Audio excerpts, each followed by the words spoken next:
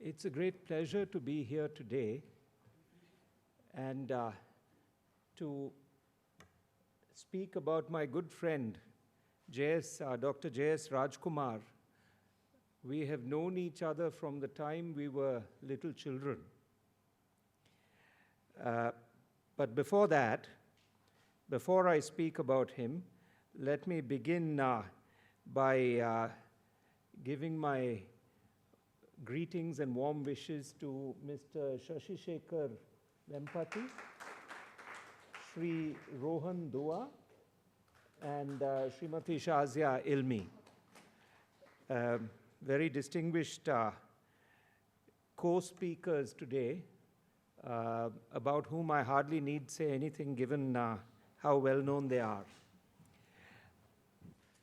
Dr. Rajkumar and I grew up in Madras together from the time we were little children. He lived just a few streets away from my house in Madras. And we would meet regularly because he was always very energetic. And as soon as he finished studying for the next day's schoolwork, he would call me up and say, let's play cricket, table tennis, chess, whatever was the mood of the moment, depending on whether it was raining outside or not. So that's the relationship we had.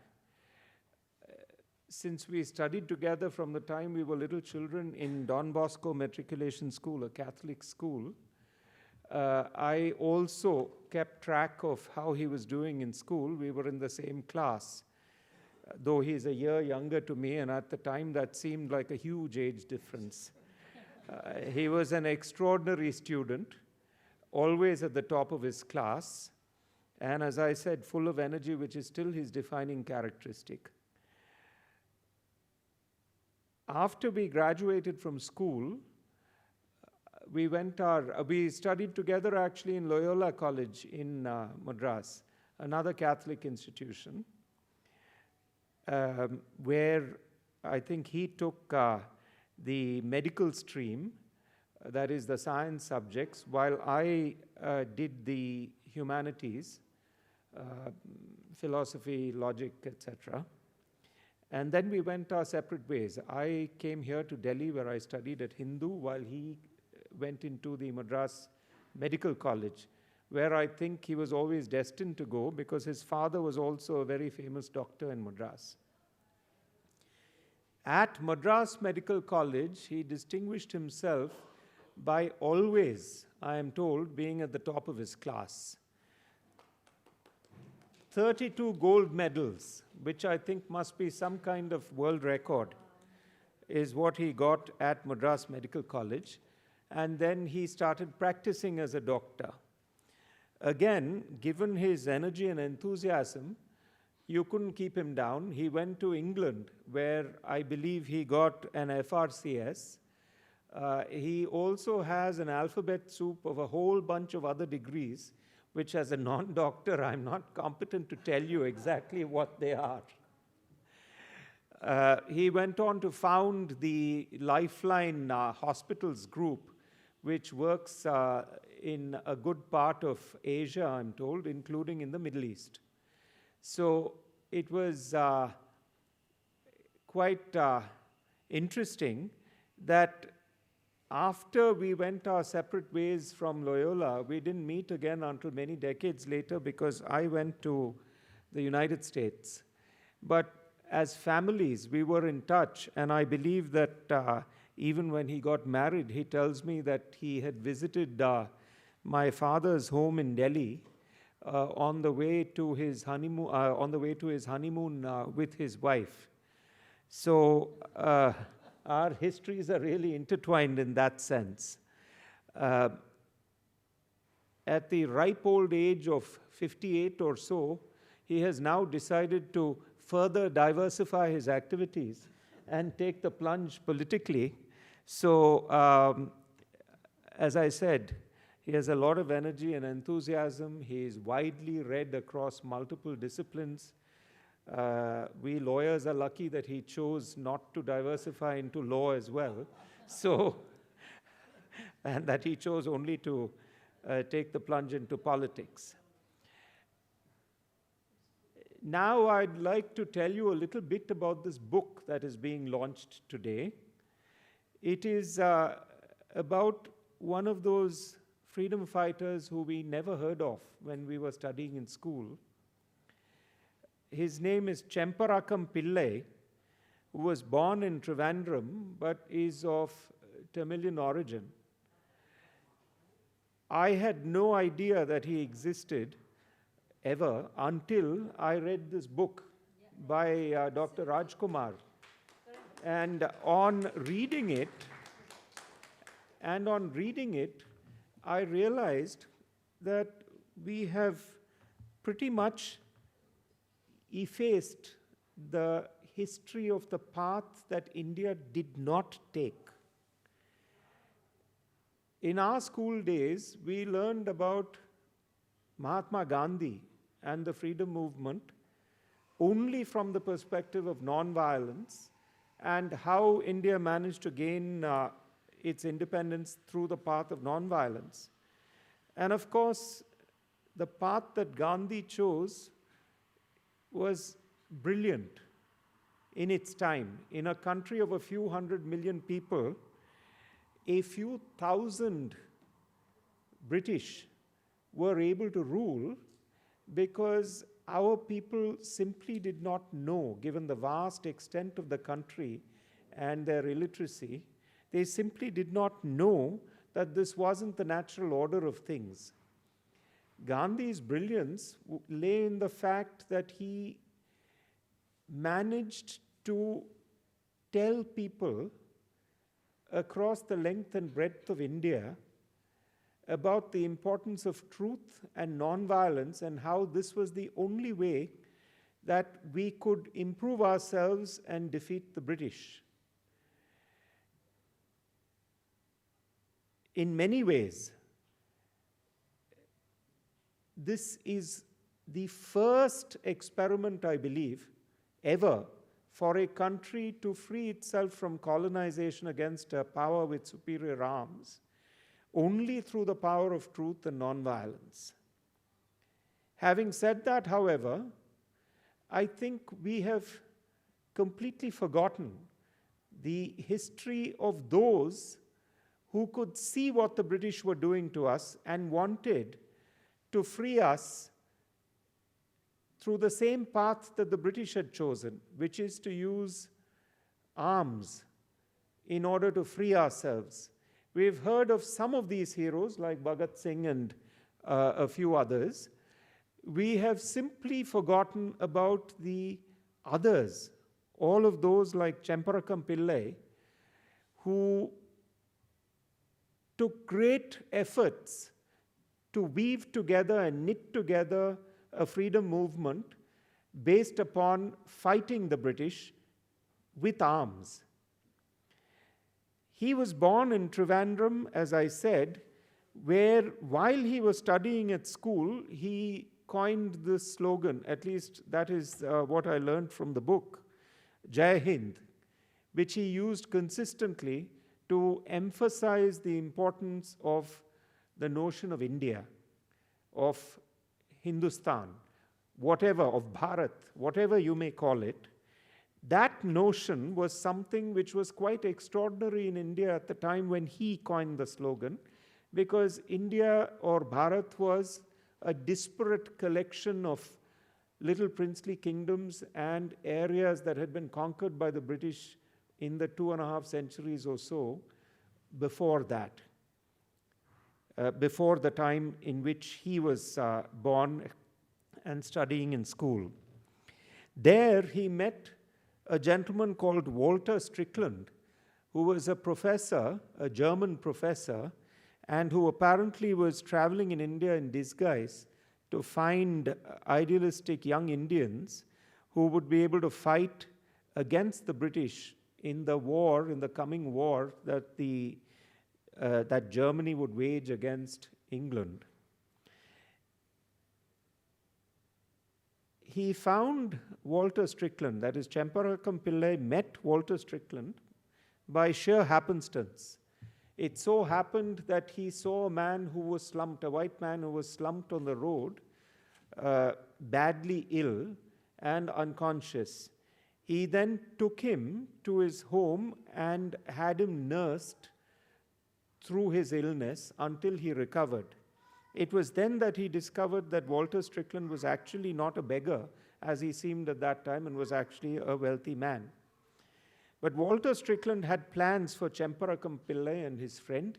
He took them to Italy, where Chemparakam learned 12 languages over a period of time. He started in Italy, 12 European languages, apart from the Indian languages that he knew. After studying there, he went to Germany, where he studied engineering, and then also got a doctorate in politics and economics.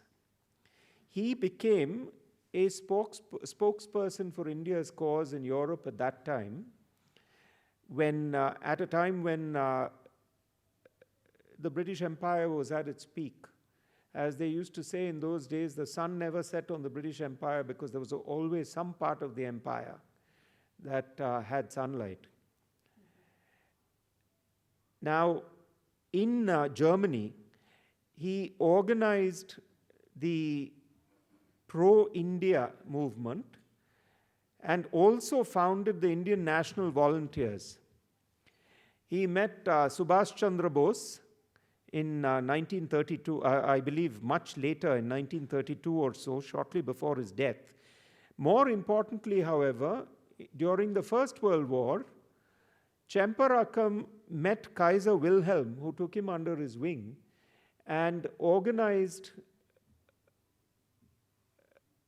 Indian volunteers, but himself took training in infantry tactics, in naval warfare, as well as learned to fly a plane. He then was a commander, a deputy commander, I would say, on a warship called the Emden, that during the First World War actually started out from Germany and then reached the Andamans, near Rangoon as well, and ultimately Madras, where the Emden, under his command, apparently shelled a portion of Fort St. George, where there were only Englishmen, and managed to kill quite a few of them, apart from causing the Burma shell oil tanks to go up in flames and sink a couple of British warships. Thereafter, he managed to engineer a daring escape from India and return to Germany, to much acclaim. Ultimately, however, as we know, Germany lost that war and had to suffer a humiliating peace at the Treaty of Versailles. In the period that followed, he met many important Indian leaders, whether it was Lala Hardayal, who founded the Gadar Party, Madam Kama, or other important Indian leaders. He met all of them and continued to speak out in favor of India. He also, I believe, continued to give speeches throughout Europe to promote India's cause. He visited the United States, that's what the book says, he visited the United States and took up the cause of African Americans, spoke even to Woodrow Wilson, the then president of the United States, and tried to fight for their rights. He also spoke out about the rights of Indian indentured labor who had been carried by the British to various parts of their empire. During this period, he married Lakshmi Bai, who had been adopted by Kama after she had lost her Russian foster parent. Kama had adopted this young woman and then introduced her to our hero Chemparakam Pillai, who married her. They stayed in Charlottenburg, where apparently famous Indians, including Motilal Nehru, Jawaharlal Nehru, and Indira Gandhi, that is, Indira Nehru, who later became Indira Gandhi, visited. And Indira Nehru became a friend of Lakshmi Bai's. Ultimately, during Hitler's time, apparently there were disputes between Hitler, who believed that Indians were weak and could never gain independence, and Chemparakam, who wrote angry letters in the press against Hitler's statements on the weakness of Indians. Due to this, however, it appears that the Hitler youth turned against Chemparakam Pillai, who until then had been treated very well in Germany. He was attacked on the street and ultimately died in hospital of a head wound. But it appears that his last wish, which he communicated to Lakshmi Bai, was that his ashes should be taken and strewn in 3 places in India, and especially in the Karamana River. Lakshmi Bai, therefore, tried very hard in the post-independence period to get Nehru to allow her to take the ashes on an Indian warship and strew them over these 3 places that he wanted his ashes to be taken to. However, Nehru, it appears, did not like Chemparakam Pillai and believed that he was not really capable. I mean, he was not really one of the people who we should advertise, and therefore refused to recognize or give in to her request. Ultimately, it was when she wrote to Indira Gandhi in 1966 that she managed to bring his ashes to India, and they were then taken on a warship as he had wanted. They were strewn in the Karamana River, and 2 other portions of the ashes were taken to other places, including the area where his community comes from. And that is how he ultimately achieved peace. Now, what this story really tells us, I think, is that there were many, many Indian heroes who we've forgotten, who, whether you agree with their approach in terms of violence and arms or not, were nevertheless great men who deserve to be celebrated in independent India today. So this is the message, I think, that the book is trying to get across in very easily accessible language. And all of us need to absorb these lessons and then popularize them across India, and hopefully also rewrite our history to acknowledge the contributions that they made. Thank you.